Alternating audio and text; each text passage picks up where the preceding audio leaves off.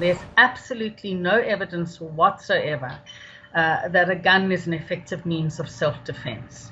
And we know from our own experience in this country that stricter gun laws reduces intimate femicide.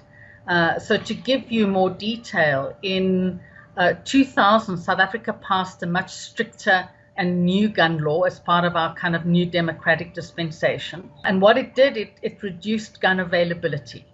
It made it more difficult to get a gun license. And then almost 10 years after the implementation of the law in 2000, the Medical Research Council did a 10-year retrospective study on intimate femicide. And what that study showed is that there was an almost 50% reduction in men killing their female partners with a gun.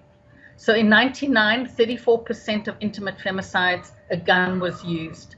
And in 2009, that had almost halved to 17%. So up until 1999, 4 women were killed, not shot, were killed every single day by their male intimate partners. So that meant 1 woman every 6 hours. With the introduction of the gun law, we saw a reduction to 3 women a day. But it's a downward trend where you now have in South Africa a woman killed every 8 hours by an intimate male partner. Now, this issue of guns and people's access to them is controversial all over the world. There's a big debate even here in the United States. And what's your input as your organization? South Africa, we do not have a right of firearm ownership in our constitution. There is no right whatsoever to own a gun. It's a privilege under the law.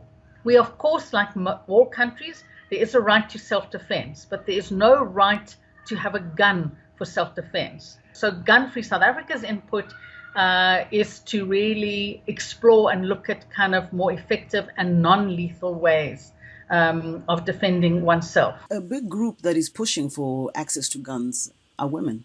And we have we've spoken and also run several reports on women who are now training. They're at gun ranges trying to learn how to shoot to defend themselves. What's your message to them?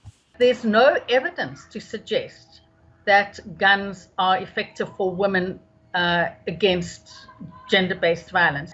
But there's an increase in police women being shot and killed by the intimate male partner. So if we think of a policewoman, she's highly trained, she knows how to use her weapon, she's been taught how to use it in self-defense. The gun did not protect her. It did not help her. So why are ordinary women, even if they've been trained, why do we think that training to use a gun is going to protect you from male violence?